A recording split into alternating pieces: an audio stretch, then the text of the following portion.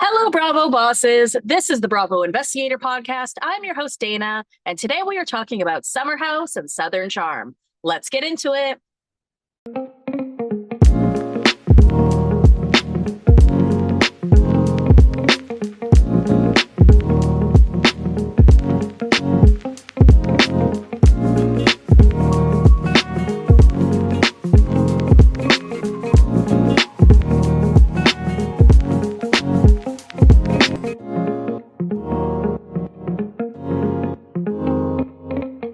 Happy Sunday, everyone. And sorry, this episode is coming out late. I just needed a day yesterday to just chill and relax and do absolutely nothing. So that is what I did. So this Summer House and Southern Charm recap is coming out kind of late, but it's okay, you guys. I'm sure that you will still enjoy it because I still have lots of thoughts. And then I will also be getting my Patreon babies their episode today. Just for those of you who want to join the Patreon, we are covering Southern Hospitality season 4 over there. It is so much fun because I love Southern Hospitality. It is literally one of the best shows on Bravo. I'm absolutely obsessed with it. I'm doing it over on the Patreon though, because for some reason, a lot of people still don't watch it. A lot of people still haven't gotten on the bandwagon. So we're doing it over on the Patreon. So you guys will get your episode there today. And then I also wanted to let you guys know that tomorrow's reality roundup might be out later in the day, just because I typically record it on Sundays. And given that I have to do the Patreon episode today, this episode, and then possibly reality roundup, that would be quite a lot for one day. So that is what might be happening. But I hope everyone had a great week and weekend. Summer House has truly been giving. I have so been into it. But before we get into that, guys, it's like 10 a.m. I got up 2 hours ago to do this. And for the past 2 hours instead, I have been cleaning up my dog's shit. So I tried to sleep in a little bit. Like 8 a.m. is sleeping in for me. Like I typically wake up at like 7 for work. So on weekends, I was just like, you know what? I just want to sleep in a bit. But I live in a condo and I live on like the second floor. So I leave the balcony door open sometimes when I'm not feeling well or I want to sleep in or something so that my dog can run in and out because she has grass pee pads out there. So when I finally got up this morning, I just see trails of poo everywhere. I'm like, what is this? And then I look outside at the balcony and there is just like diarrhea everywhere. I'm like, oh man, Judy. Oh God. So I've literally been cleaning her shit for the past 2 hours just from every surface that it is on. She's passed out right now. Also I had to give her a good bath, but yeah, that is the cost of child rearing. So it was a pretty crazy morning. But I was like, oh my God, it's 10 a.m. And I was hoping to have this to you guys like hours ago. But here we are. Here we are. I had to take care of my baby. So it is what it is. But guys, let's get into Summer House because I really enjoyed last week's episode. So as you know, we are in season 10, episode 7. We start out with the crew playing Spin the Bottle. I don't know that we've ever seen the house on Summer House play Spin the Bottle. I thought it was fun. I thought it was a great way to get everyone like laughing and joking together. We've definitely seen it on Vanderpump Rules and maybe a variety of other shows, but I just feel like given all of the sexual tension that exists amongst a bunch of these cast members, I thought that this was really funny. So then we're playing Spin the Bottle, and Bailey and Ben have to kiss. Like, can you imagine after last week, after Bailey is so humiliated by Ben for making her feel bad for making that joke about him and about wanting to fuck his mate's missus, basically, right?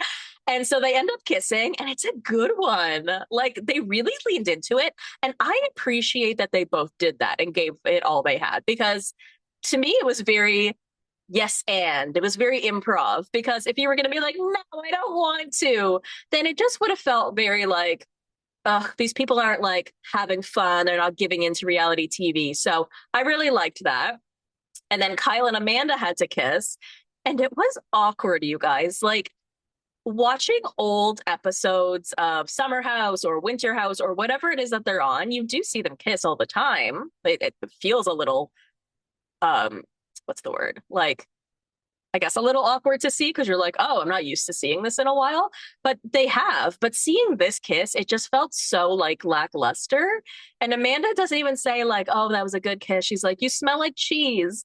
And Kyle's like, I love kissing. And it's just like these two people could not be on more different pages. But we know how that all ends up.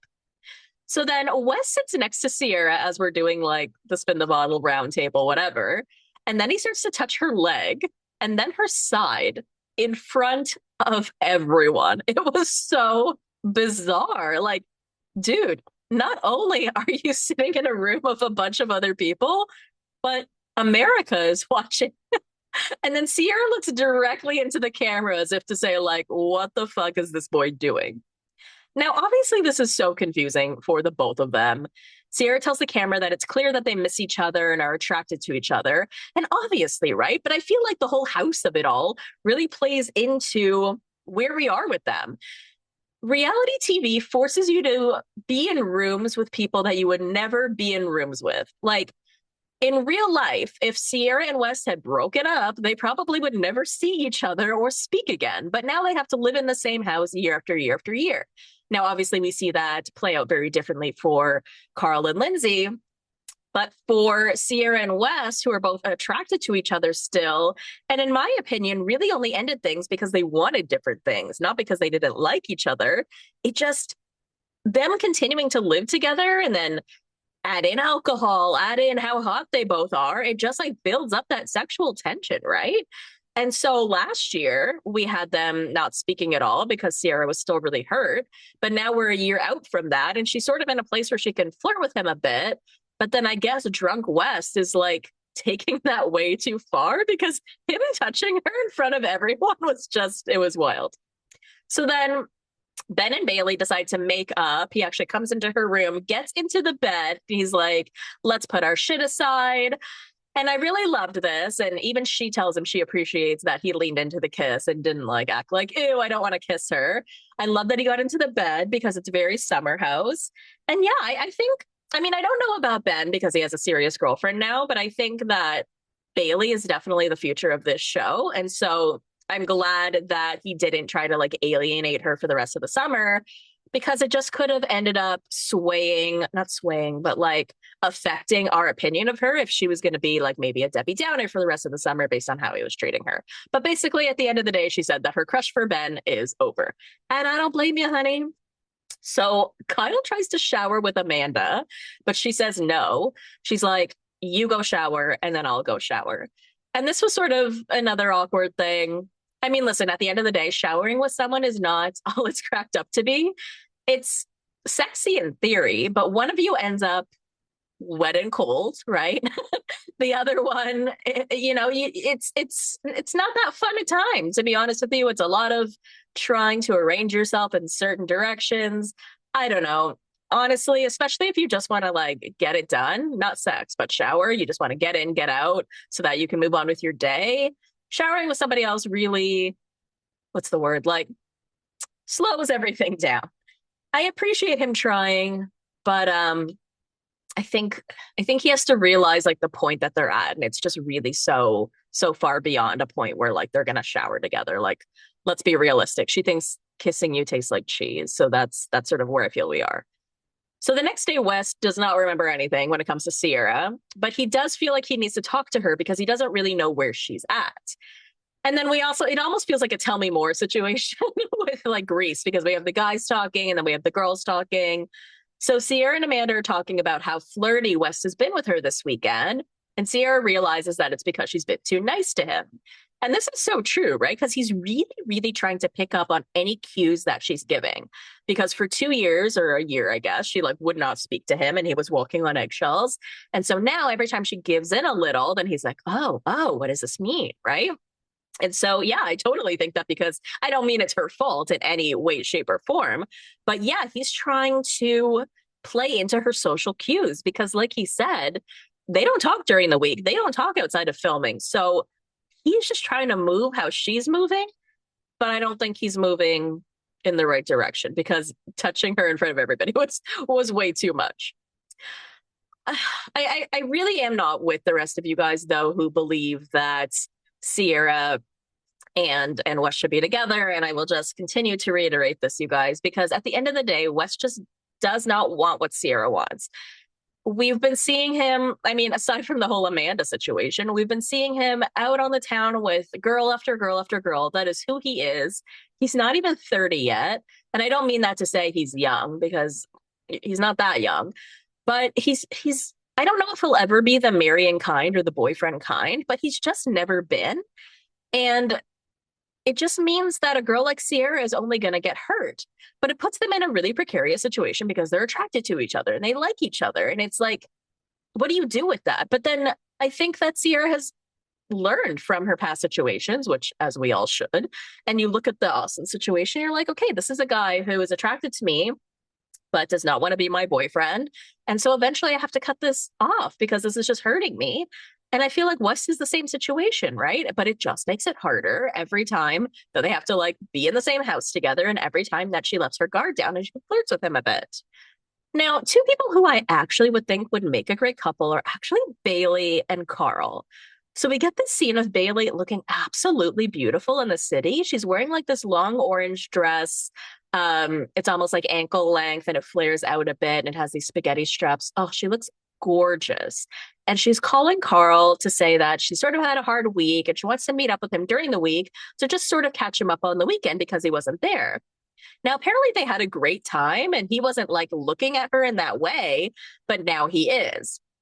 Now, later on, and we'll get to it, but I just kind of wanted to put it here because it's related to the Bailey and Carl of it all.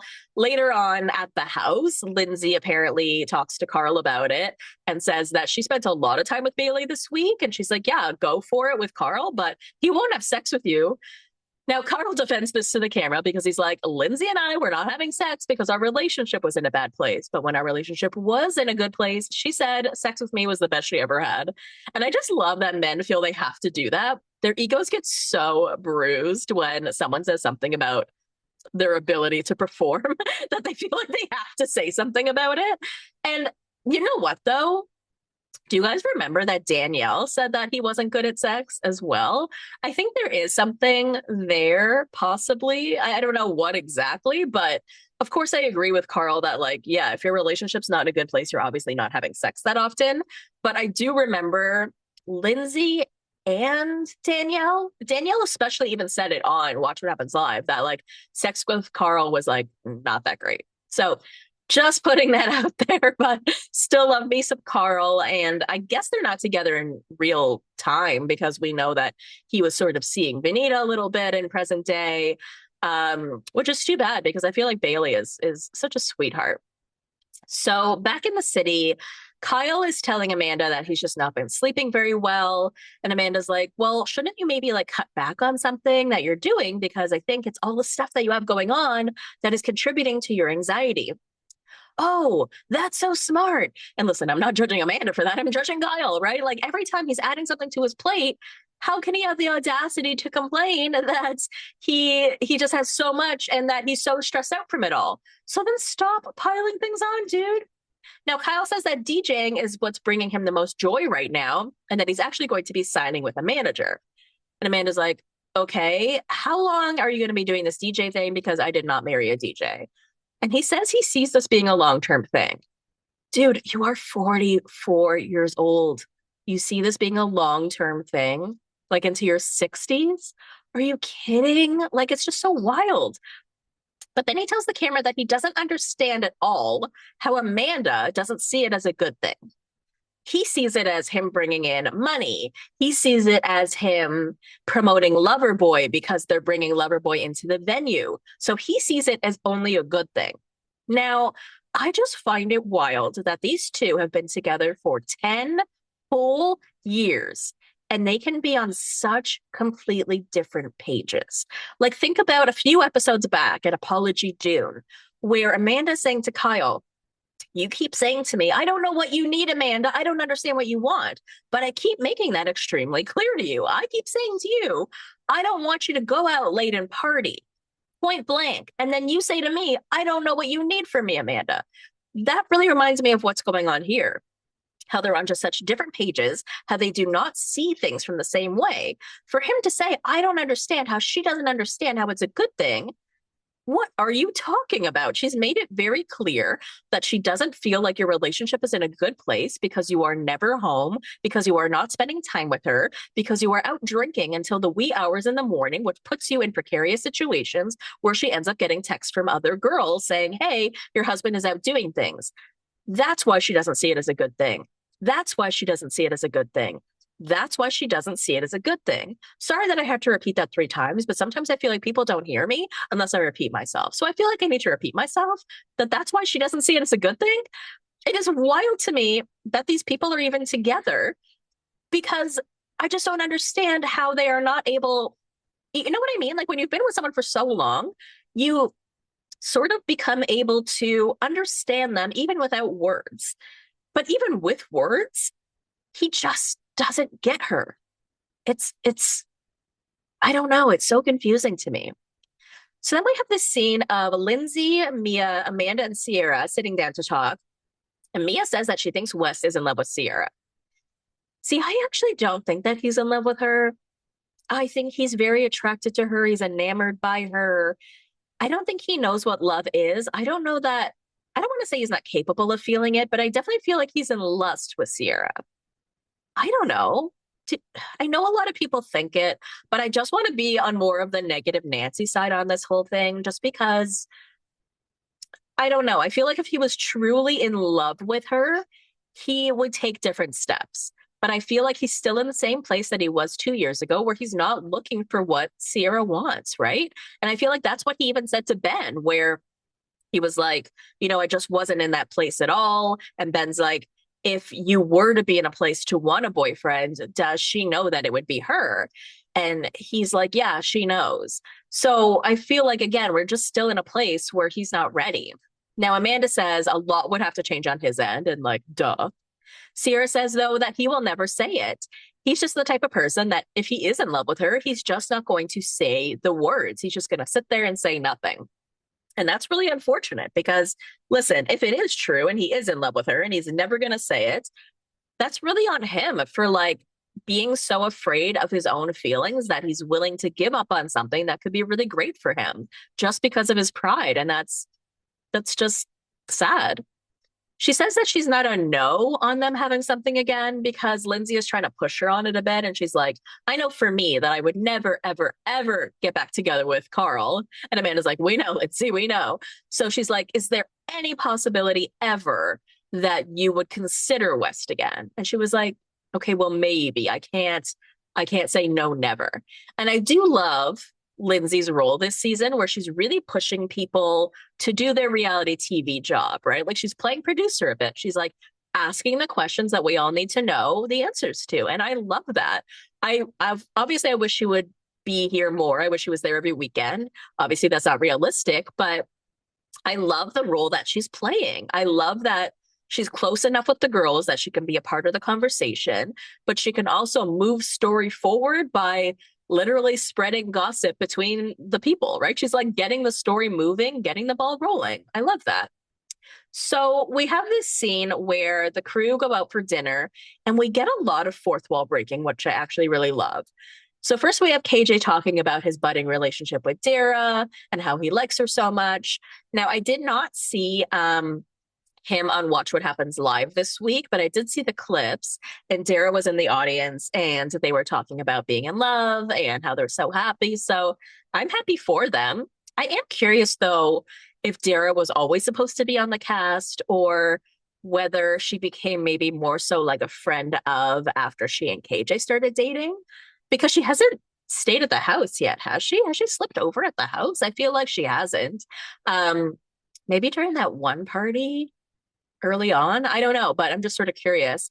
I think she's a great addition. I just wish we got to see her more. Um, so everyone's sitting down at dinner and we're talking about press, and that's why we're getting a lot of fourth wall breaking. Sierra is talking about how she felt like she was collateral damage in Jesse's fallout with Lexi last year because Lexi was basically doing a lot of press, which, by the way, was set up for her, right? And I'm a team Lexi girly. So I just want to say that all of that press was set up for her. There was a period of time where she was told you can't do any press, and then was told, okay, go at it. So she did her press. And yeah, she did imply that there was something going on between Jesse and Sierra, and that they were maybe part of the reason, or like they didn't go to her birthday party or something like that. And Sierra sort of felt like I had nothing to do with y'all's relationship, yet I am now getting that fallout in the press. Then we get into the conversation of the post Sierra West press. So remember, after Sierra and West ended things, West ended up doing a lot of press, including talking to the New York Times. And West says that he knows that talking about the relationship is gross after he saw Lexi doing it. Sierra says that she appreciates that, but she wishes that it didn't take it affecting him personally for him to sort of get it, which is fair because Sierra literally spent the last 2 years explaining to him why it affected her. And I guess, he's a selfish man, so it took for him to experience it personally to understand. But then we have a very important conversation about the interracial aspect of all of this that Sierra brings up. And I'm really glad that she brought up this topic because, dating in this house can mean one thing for some people and can mean something very differently for other people. Sierra explains that as a Black woman, she was getting reached out to by people making fun of her for getting fooled by a white man. KJ even jumps in and explains that as the first Black person in this house, he feels a lot of pressure. And so he's constantly telling himself in his own head, don't fuck up, don't screw this up. Mia talks about how in Black households, including her own, her brother would get conversations with her dad where Black men are basically told you have to be very careful with how you carry yourself in public spaces because you don't want to come off as scary and you don't want to come off as aggressive. And that's how people are going to treat you if you don't really, really button yourself up. And I really actually appreciate Kyle jumping in here and really taking ownership for the fact that one, he has anger management issues, and two, that he can just pop off as a white man and go absolutely apeshit over nothing, and there are no consequences for him. While if he were a Black person, the situation would be very, very, very different. So I really do appreciate this show for having conversations like this because they are very serious and they are very important. We had a conversation like this a few seasons back that Sierra and Maya brought up. And, it really puts things in perspective in terms of, these are not just television characters, these are real people, and they are dealing with a lot of racial aspects on the back end. This is not just for our entertainment, these are their real lives. And the interracial aspect of being on a Bravo show, of dating other Bravo lebs, of dating white people, of dating outside of your race. I mean, these are all things that people like Sierra have to deal with on a daily basis when it comes to being in a public space. So I really, really appreciated this conversation. And this is one of the reasons that I really love Summer House. Okay, let's move on to Southern Charm. We had part one of the reunion this week. This is going to be a two-parter. Something I really love about the Southern Charm reunions, though, is that they are pretty packed. Like, I feel like with reunions in general, we're either saying this could have been an email or this should have been 3 parts. But I feel like Southern Charm does a really good job of doing the damn thing within 2 parts and really just keeping it going, not having a lot of fluff and just really focusing on the main issues. So we jump right into it. And basically we hear from Shep, Austin, and Charlie, all of them saying that Craig basically has a distorted view of the truth and he remembers things differently than everyone else. I thought this was really interesting to hear from so many different people, as well as the fact that we learned, or maybe you guys knew this, I didn't know this until now, that Craig does not watch the show. Now, he pulls the whole same thing that a lot of people pull who don't watch the show and say, well, I lived it. Okay, well, you didn't live the whole thing because you're not in every scene and people are talking about you in other scenes. And that's why it's important to watch the show so that you have a perspective on what other people are saying about you so that you can draw on that at the reunion. But instead, I guess he just wants to live in this little bubble where nobody can hurt him, which is wild because if that's what he's trying to do, then I just don't know how he gets the level 10 that he gets to if he's never actually hearing what people are truly, truly saying about him behind his back. But again, I thought it was really interesting to hear so many people say the same thing. I think it really adds credibility to the point. I feel like because we spend such a little time with these people and because we just see so much animosity between Shep, Austin, and Craig, some of which we know the reasons for, some of which we don't. We see the three of them pop off at each other at the drop of a hat, which feels like for no reason. So it does feel a little more validating to hear from other people what is wrong with Craig and for so many different people to have that same viewpoint. Now, that whole Sally comment that she made on Watch What Happens Live, I don't know if you guys remember this about Whitner being, we don't really know him that well. Maybe he's not the kind of guy ladies would be interested in. Sally clarifies that all she really meant by that was that Whitner just talks about himself a lot. And I thought he had a really cute reaction when Andy asked him about that. He's like, I don't ever notice that. But yeah, she definitely played it on Watch What Happens Live to make it seem like he was a bad guy or something. So that was cleared up. Regardless, though, when it comes to Whitner, he really had like no role this season. He tried to jump in a couple of times during the season, a couple times during the reunion, but honestly, if I never saw him again, I honestly wouldn't really care. Now, Craig ends up blaming the group for him and Charlie not being together, which we know that he felt that way during the season. Craig is like, well, Sally was telling me that Charlie was talking to other boys. I think it's funny that it wasn't guys, it was boys. And Charlie's like, I wasn't talking to other guys. And Sally's like, yes, you were. And Charlie's like, no, like after Craig and I ended things, I was like, hey, I'm going to be on Ryan. He's like, so am I, or something to that effect. So we're going to come back to that obviously later on, but it's interesting that Craig still has in his own brain that the reason that he and Charlie aren't together is not his own actions, but is the actions of everyone else, which is just fascinating because that's the way the season ended, where he wasn't able to take any responsibility or accountability for the fact that he was the one that was popping off at women in a very inappropriate way, in a very aggressive way that made Charlie uncomfortable. Like, I'm sorry, I wouldn't want to date a guy like that either. Who wants to date a guy that speaks to women that way? And whether Sally provoked you or not, whether she got you all riled up this season, it doesn't really change the fact that this is how you react to difficult situations. It really gives rise to, okay, if I was dating this guy and we get in a fight or I don't know, something happens, he's going to pop off to the 10th degree. And that's just not something that I'm looking for in a relationship.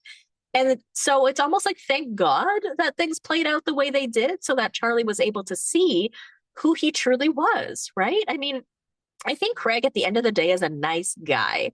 Okay. I just think when it comes to things like this, the way that he reacts is way above and beyond the gravity of the situation. It's almost like when Bailey was talking about Ben on Summer House and the whole situation about fucking my mate's missus. And she was like, his reaction is disproportionate to the situation.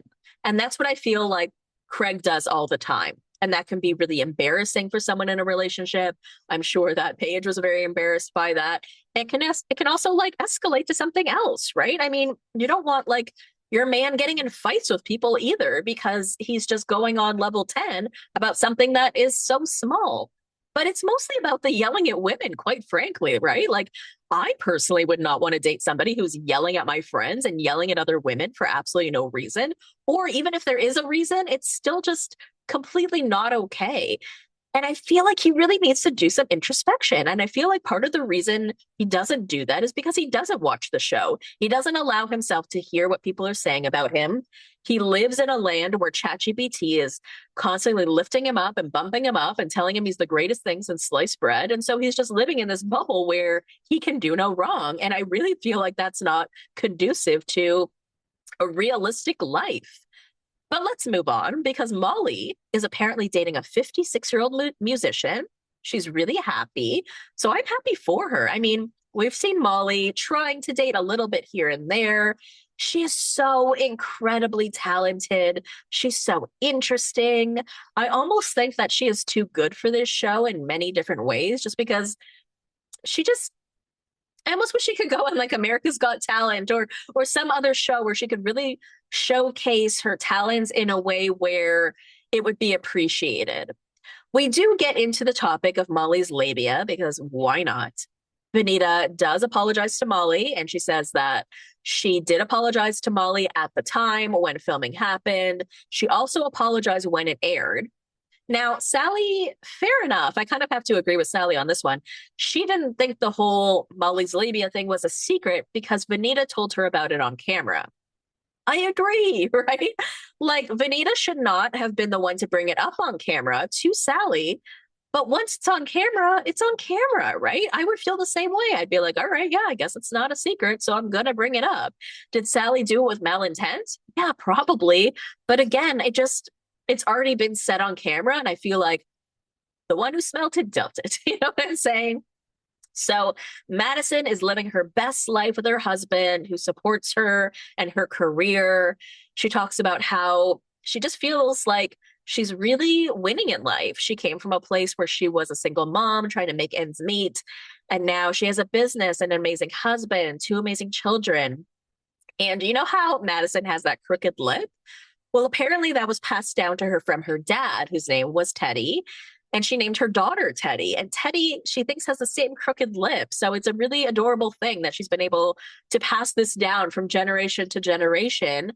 And it's sort of beautiful that she's named her daughter after her father, who has this same crooked lip. I just think that's so cute. Now we get into the Austin and Sally of it all. And I have a lot to say about this. So Austin and Sally say that they have made out, but have not had sex. But for some reason, the rest of the cast do not believe them. It got kind of pushy in terms of like the cast trying to get them to admit that they had sex. I mean, who cares? And also, like, they're allowed to have a little bit of privacy. Like, I don't see why we have to push them this hard on this.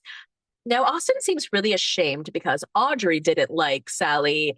Apparently, Audrey wanted to confront Sally, and Austin shut the whole thing down. Now, this is really what pissed me off and what we're going to get into for the majority of the rest of this episode here. Madison says that if Sally wants to be a wife, she should act like a wife. Now, remember, this is something that Sally's therapist said to her in the season, and Sally had sort of clapped back with, why would I act like a wife when I'm not a wife?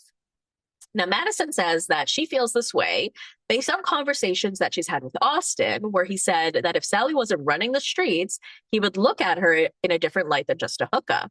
And Sally's like, but I'm single though. And when I'm in a relationship, I'm a good girlfriend. And Austin's like, go out, sleep with whoever you want, but like the body count. And he's like, I'm not going to be bullied into dating Sally. Okay, this whole thing really, really bothered me. Here's why. To put this double standard on Sally for going out several times a week and also for just sleeping with people in general, he says that that's not it, but then he says body count and like racking up the body count. So that definitely was a part of it. To me, it was just such a double standard because that is what Austin is out doing. And while he's sitting there and saying she can do whatever she wants, she can do whatever she wants, he's still at the end of the day saying that someone like her is not the kind of girl that I would want to take home to mom. That is literally what he's saying. But at the end of the day, Sally wants to be in a relationship. She wants to get married. She wants to have kids. How is she going to meet someone sitting in her house? In Charleston, it is very common for people to meet out on King Street, to meet in bars. So it's not crazy for her to go out. I don't think that makes her like a bar rat or like a slut. And the way that they're talking about her is very much in a slut shamey kind of way. Like, I realize that Austin has done all of the same things, right? Like, think about his Bravo body count that even Andy mentions. Now, while Austin again keeps saying that's okay, right? Like, Sally can go do whatever she wants. It would basically be the same as like Sally saying, because Austin has slept with so many different people, I don't think he's marriage material, and because he's gone out to bars, even though he's settled down now, right? And she's not making those claims about him. She feels like if he and I were in a relationship, those are things I wouldn't have to be worried about because we're in a relationship. And I think it's really unfair that no one is taking heed of the fact that Sally is single. As Sally says, when she's in a relationship, she does X, Y, and Z. She's very loyal. She's a very good girlfriend. But what is she supposed to do as a single person? You're supposed to date. You're supposed to put yourself out there. You're supposed to try. And if she doesn't do those things, she's just going to continue to be single, right? And so the way that everyone is sort of acting like someone who is trying to date and someone who's trying to meet guys, makes her not marriage material, makes her not the kind of girl you bring home to mom, just really, really pissed me off. Like it really, really did. Like it is so completely unfair. I have been single for like a decade and a half, and I am not going out on the streets. I'm not doing anything just because I'm old and I'm just not interested. And when I stopped dating, it was because I wanted to stop dating. It was just something I wasn't interested in anymore. But if someone said to me, like, but if I was the kind of person that liked to go out a lot, but I was single, and if someone said to me, like, you're not the kind of person that I would like want to be in a relationship with because you go out at night, even though I also go out at night. I mean, am I articulating this correctly? I feel like I can articulate this in such a better way, and it's just not coming out the way that I had intended. But it's very misogynistic. It's very double standard. It's so many different things. And I was so surprised that the cast were even entertaining this conversation. I feel like it must have been one, because we're in the South, right? It's Charleston. They do still have a lot of these old world mentalities. I also want to give Madison maybe the benefit of the doubt because she is very close with Sally. And I think she was probably trying to be helpful in the sense that she knew that she had this conversation with Austin and she wanted to bring it up because Sally keeps coming to her and saying, I don't know why Austin doesn't like me. I don't know why he's not interested in me. So I think maybe she wanted to really bring this up so that Sally could be fully aware. But what is Sally supposed to do now? She can't take back the number of times she's gone out. She can't take back the number of guys she slept with. So if she started staying home from now on and never went out with anyone but Austin, then he'd be good enough. Like, I just don't, or then she'd be good enough. Like, I just don't really understand. But then at the end of the day, when he's like, I'm not going to be bullied into dating Sally, I mean, he's right, right? I mean, I feel like everyone is doing this, including myself, because I feel like they would make such a good couple and I feel like they are so cute together. But if he's not interested in her in that way, he's not interested in her in that way. And nobody should be trying to force the two of them together because we all know what's going to happen at the end of the day if he's being forced into a situation he doesn't really want to be in. He's going to end up hurting Sally, and that's that. But I really hope that she realizes that she's better than this because it is so demoralizing and gross to talk about a woman in this way. A woman who is a homeowner, a woman who is a surgical tech and operates a robot during surgeries, a woman who has a body like that, a woman who is a family girl, a woman who, I mean, she's just so beautiful. She's so amazing in so many different ways. Is she a pick me? Absolutely. But that is not what he's saying as the reason, right? In so many other ways, this woman is so marriage material. And I just feel like it is so 1960s to say, I'm not going to date someone because she's a street rat and a slut, right? Like it just feels like so not of this time. And I just really, really didn't like it. We get some clarification about the hot tub. I guess the clarification is that no one was ever alone in the hot tub. So Shep was always there. It was never Craig and Sally alone. So that's why there was never any hooking up. Craig said that Austin was always like poking him until he exploded about the hot tub. But Austin explains, like, I had never had FOMO about it. I didn't want to hang out in your hot tub. So I was never like jealous about it. So get that out of your head. Austin also says that Craig thought it was weird for Craig to say that Austin is unhappy when he didn't tell him that when it came to like Audrey and stuff, right? Remember, Craig was running around saying, Austin is so unhappy in his relationship. He doesn't like going to North Carolina. He wants to be single, yada, yada, yada. And Craig's like, well, I'm saying that based on my analysis of the situation. And he says that a few times during this episode. So it really does seem, like I said, that he gets in his own head about something, makes a decision about it without any facts, and then tries to spew it as fact, right? For him to walk around and say all of this stuff about Austin and Audrey, Audrey's relationship when apparently Austin didn't really talk to him about it. He just, I guess, did his own analysis with ChatGPT. It is weird that he had so many opinions about it when it was not something that they really talked about much. Austin also talks about how with Craig, he's never sure which version of Craig he's going to get. I think that's fair. And it's something that he's mentioned before, where he feels like he's always walking on eggshells around him. He confirms that sometimes he does hate Craig, and he wanted to see if it would affect him if he says that he hates Craig or if it caused him to change in any way. Now, Craig does not take kindly when someone says that he should have to change. So Craig says, no, very much the opposite, actually. When you tell me that you hate me, to me, that is the end. If someone tells me that they hate me, there is nowhere to go from here. You hate me, so there is no more friendship. We are done. Craig says that he doesn't stand by Austin saying that he's had nothing to show for the last 5 years. He does apologize for it, but he does it with a sorry but, like he always does, right? It's like, I'm sorry I said that, but you were provoking me. I'm sorry I said that, but you were triggering me. And you triggering me or provoking me is not an explanation. And it's the same thing that I was saying back at the top of this when it came to Charlie, because just because you're being triggered or provoked, you have it within you to decide how you react to things. People can come at you left, right, and center, but it is fully within yourself how you react. So if this is how you react when you get triggered or you get provoked, count me out. I don't want to be in a relationship with you, right?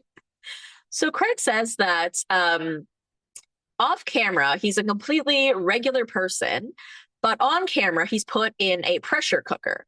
And that's why he pops off the way that he does. So even when Austin says that everyone has a traumatizing story about Craig, Craig's like, not in an off-camera way. Absolutely not. And Sally's like, that's not true. You yelled at me off camera in front of my mom. And then Craig gets at Whitner for calling him a narcissist during the season, which he did, which was an interesting point. Craig says that Whitner's wrong for that because he feels that he is an empath. Now, Austin, on the other hand, thinks that Craig is a narcissist. And yeah, you can't be both. You can't be a narcissist and an empath. I don't know. I don't think Craig is a narcissist. I think he's full of himself, which is not actually what a narcissist is. I don't think he's a narcissist. I think he's way too emotional to be a narcissist. I think narcissists don't have the capacity to show, well, he doesn't ever take accountability. I don't know. I'm going to have to think on that one. But when they end up taking a break, Craig is either like talking to himself or the producers and is just saying things like, I hate it here. This is just a pile on Craig. I don't even know if I'm coming back anymore. I don't know if we've ever heard Craig say this, have we? That he's not coming back to the show? So this is interesting. I mean, we've heard people say this on many a Bravo show over time.